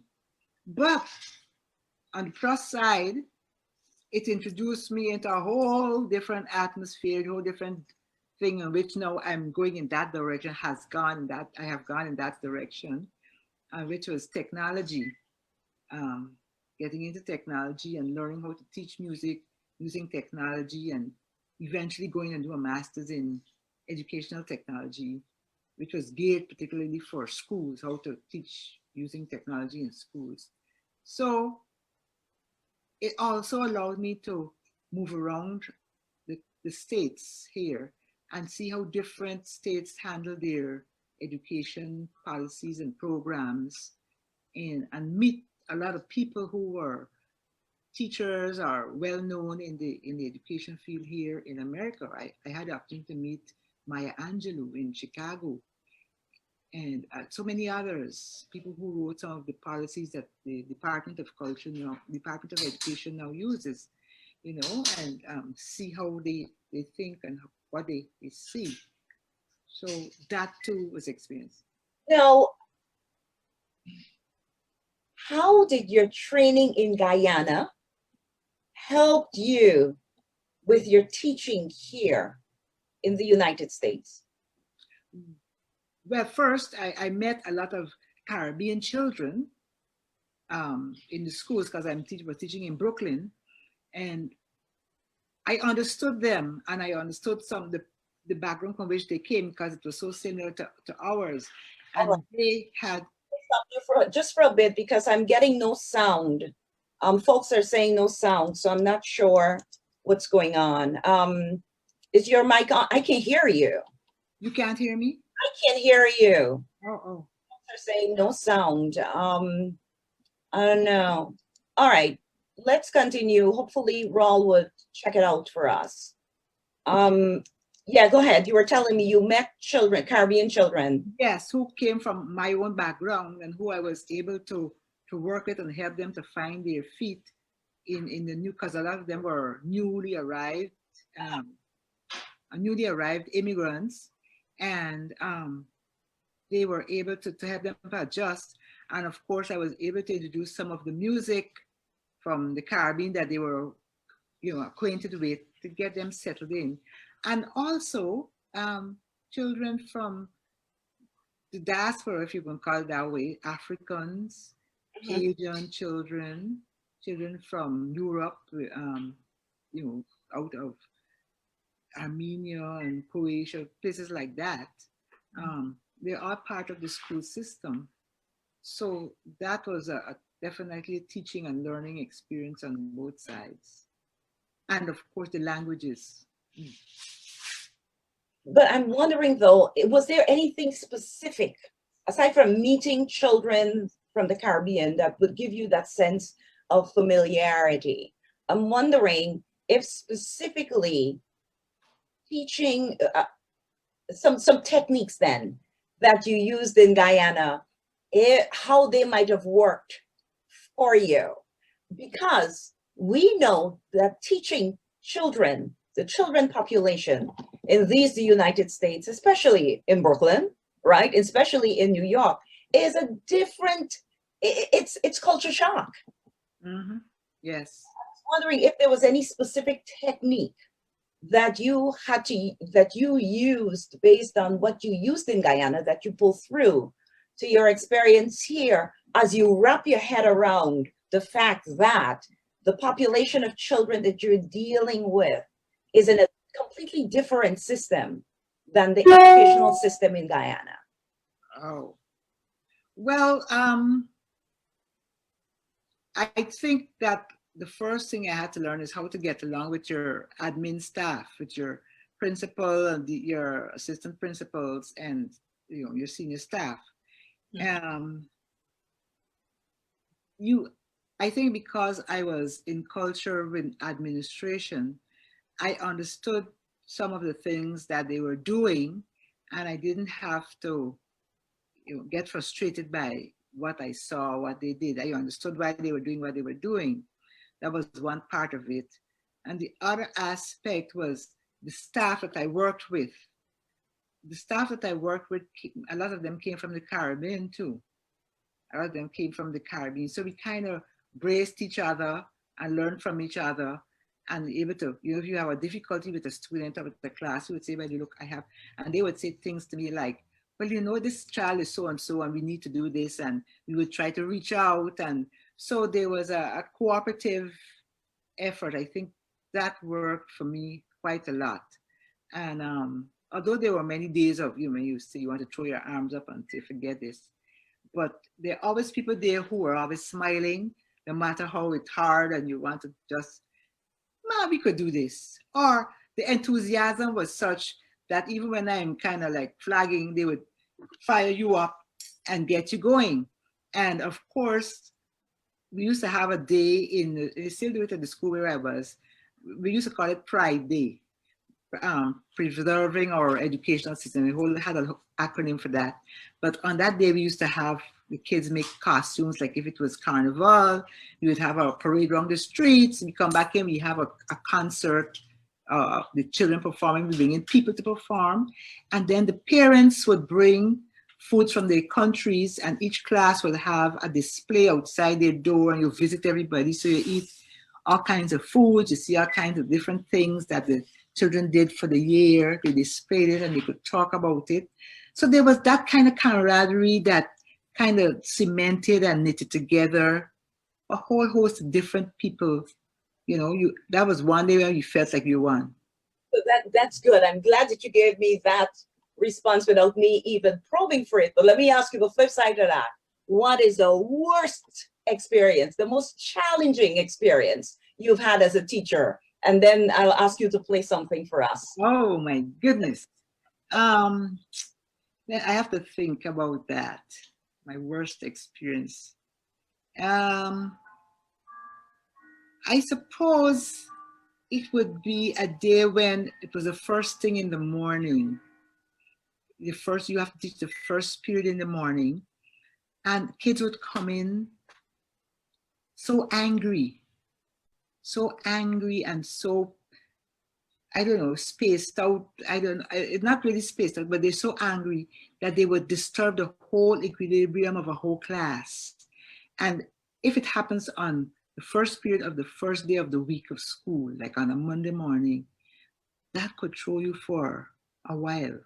I could actually, in my mind's eye, seeing some kids there were many kids like that, which was unfortunate that you had to, when you found out, the parents shoved them out the house, whether it's cold weather, hot, whatever. Sometimes they didn't have the coat, they come without socks, it's cold, short sleeve shirts, and they didn't have any breakfast. They came too late to go to breakfast. You got to get the canteen they open so that they could get in there and get something to eat. And you became the mother, the father, the nurse, the sent for the nurse, whoever you needed. So by the time we done all of that, there was a space for teaching. It wasn't there. You didn't teach. More like a social worker. Yes, yes, that was it. I tell you, I don't think teachers get commended enough. And I just want to say thank you for your service. Thank you for the work that you've done in systems internationally. 50 years of service, it's not an easy one. It really is not an easy road. And you've done 50 years of this. I don't know how I did that. How did I do that? I have no idea. But you persevered and you're smiling about it. And I'm sure if I had to drop and say, Mildred, come back, we need you, you would do it without even thinking. Well, yeah, I would, but I like my life now. So let's get a retiree piece on the piano. What would you play for us? This is gonna be my last piece, right? Yes. Okay.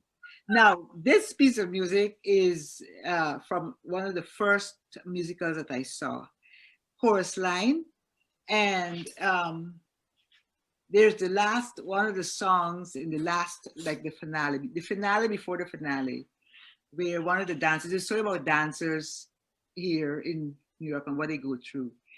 And the question was asked of the principal dancer, if this were your last day to dance, what could you say about it?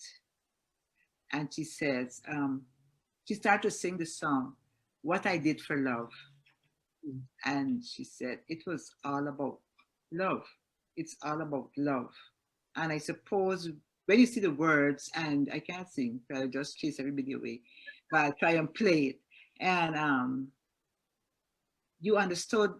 understood why I was doing what I was doing, because it wasn't always about the money, or hardly ever about the money. Obviously, it's about your love of it, whatever it is. Of the song? I know you remember some of the words of the song. Kiss today goodbye. Tomorrow and its promises. What we did, what we had to do. Can't regret, won't forget what I did for love. All right, let's hear it. All right, I'll try without being silly. You're never silly on the piano, trust me. Yeah. Yes.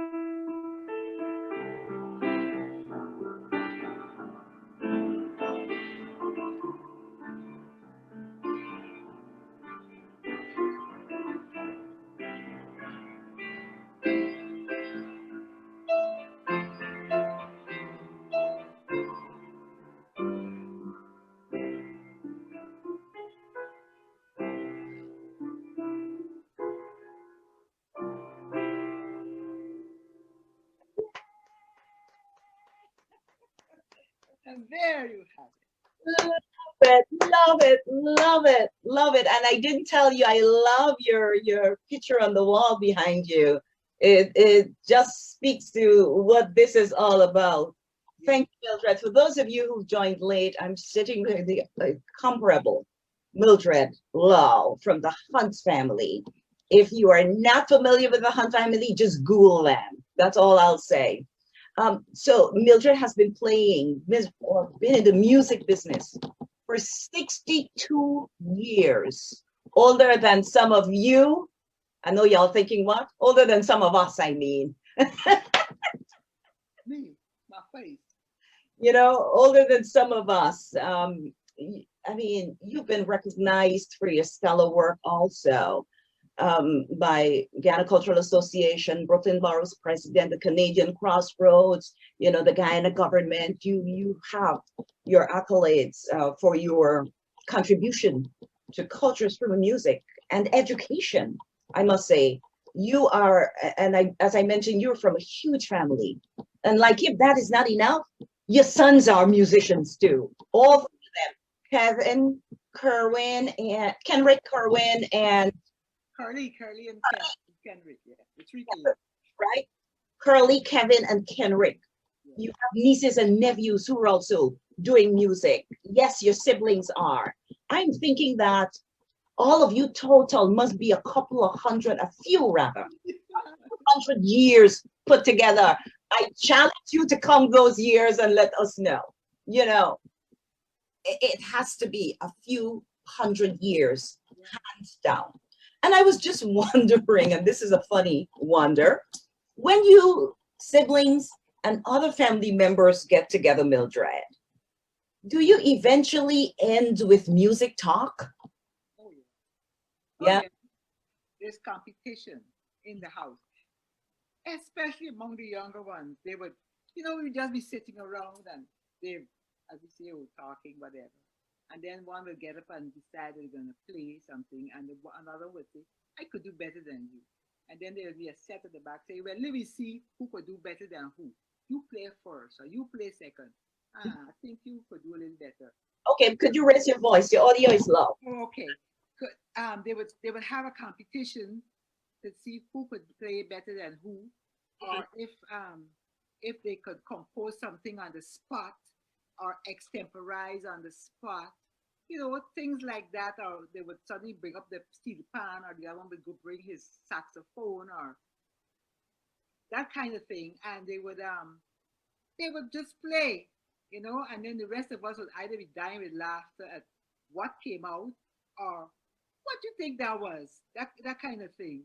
So and then would be a big argument, big noise and whatever, and then somebody gonna decide to sing, but that would be the end of anything. So let me write that question. I was at your mom's funeral and I saw some of family members in full play. Yeah. It did make sense because of who mom was and is a legend and an icon that we can't talk about music without mentioning mom's name. Have you all ever done a performance as a family that you remember? You mean for public? Yeah. Yeah.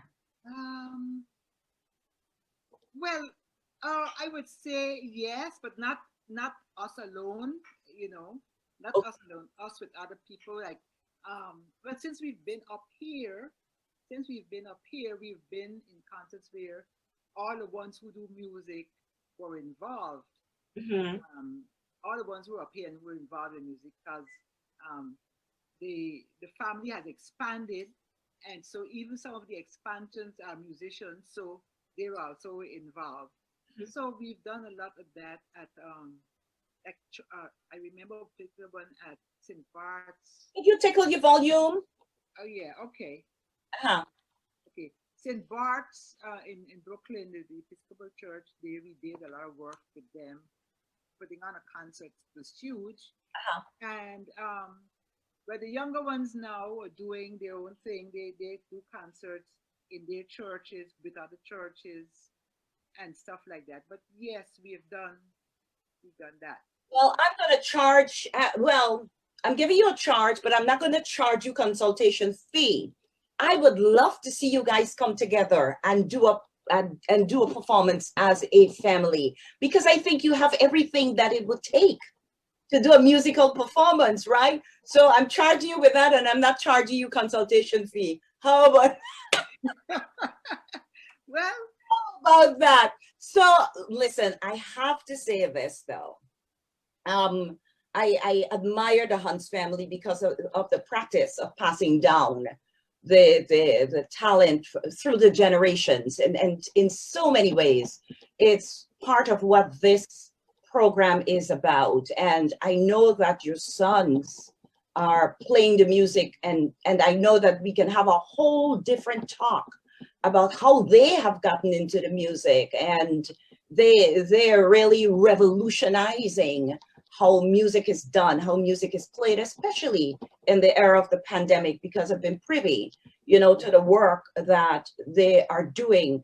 But if you can quickly, because I'm looking at the time, take a couple of minutes to tell me, how did you introduce your sons to music? That'll be swell. yeah, that was funny. Curly. Uh, Curly is from the time he was like 2 or 3. He was playing music, Playing what? piano. Wow. He had the ability to. His ear is very good.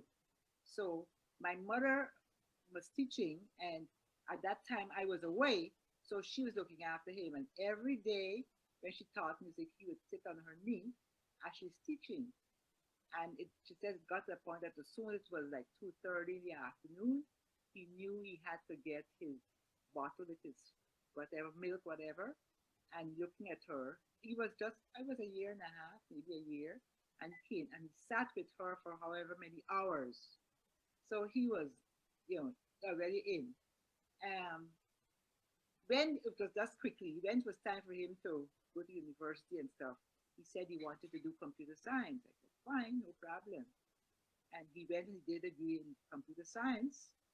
And No, we're having difficulty hearing you. Is there anything you could do to tickle your mic? Because your voice goes in and out, but it's low.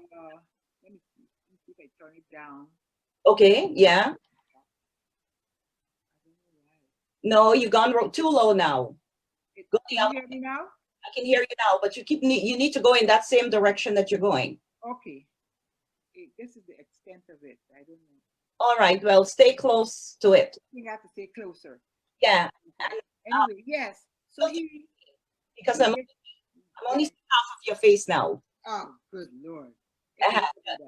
All right, So he did a degree in computer science. good. Then when he came up here, his intention was to do medicine. I know he had that intention. He had a degree, and then he suddenly he said he got to do music. He has to get it. So he went to Brooklyn College and did a degree in music. And he was still battling the, as I call, the inward demons of finding himself.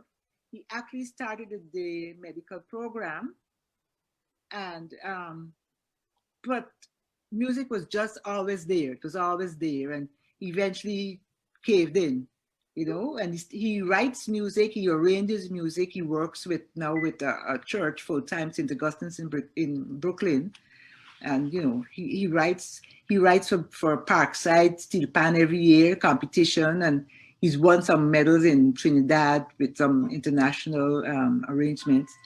Kevin is my musical audio person. They're both audio visual engineering types. Kevin, he likes jazz and stuff like that, but he plays beautiful gospel music. He likes gospel music. He plays jazz. He plays classical. He plays everything. He plays that, and they play pan. All of them play pan. So they're there. And the youngest one, he plays piano and plays sax and plays steel pan and trumpet too. So they get together. I couldn't teach them because I think I would have killed them before. Okay. Because they're not doing it right.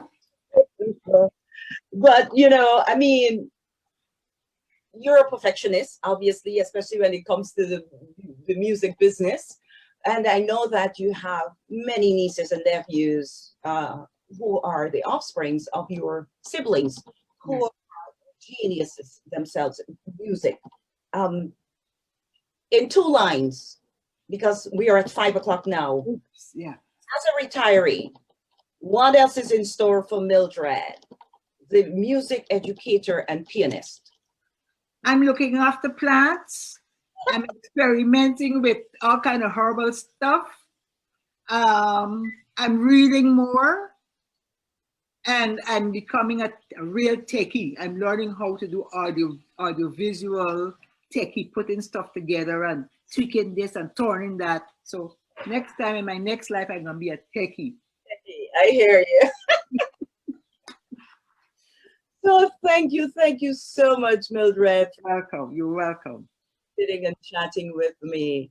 I'm beginning to wrap this up, so I just wanted to say to the guests, to our viewership who stopped by this afternoon, and those of you who will watch this as the recorded version, thank you so much for coming by and sitting through this and listening to us chat, listening to me chat with Mildred Lowe, who has 62 years. Mildred Lowe, 62 years in the music business, a Guyanese musical icon, legend, all wrapped up in one. 62 years and counting. Has done a wonderful job in the music business, not just for Guyana, but internationally. To you, the viewers, again, I thank you. I want to say special thanks to Claire Goring, who does the flyer every week. Thank you, my sister. I want to say thank you to Yash Sunarayan, who is working on the website. Thank you to Marcia Gordon, who is working on the YouTube channel. Thank you to Dr. Raul Manzano, who has done the logo for Arts, Culture, and Things in Between. The man behind all of this, Raul De Silva of RDE Pros. Can't thank him enough. Thank you, Raul, for all that you have done. I appreciate all of you for the back end work that you're doing to make this show a success. And for those of you who don't know, this was actually my COVID-19 project that started in May. I've been doing it every Sunday, and I ask you to spread the word. I interview or talk with folks in the arts or education or otherwise industry that I think will give us a chance not just to learn about them, but learn from them. And we meet every Sunday from 3 to 5 on Arts, Culture, and Things in Between. So I hope that you're able to join us next Sunday and pass the word on, share the video, and come back next week, Sunday at 3 o'clock. Again, to everyone, thank you very much for your continued support. The last thank you is to you, Mildred Lowe. Special lady. And I didn't mention it, but Mildred and I have worked together many years, and we continue to work. And Mildred, thank you for your service. You're welcome, and thank you for allowing me to talk about the people on whose shoulders I stand. Because there's so many that have made me who I am today. I'm truly, truly grateful. And thank you for this opportunity, for letting people know how old I am. It's all right. Only with your permission, I got it. Yeah. So it's okay. It's okay. Okay, folks, bye for now. See you next week, Sunday at 3. God willing. Right. And please observe all protocols as we go into the coming week. Bye-bye for now. Bye.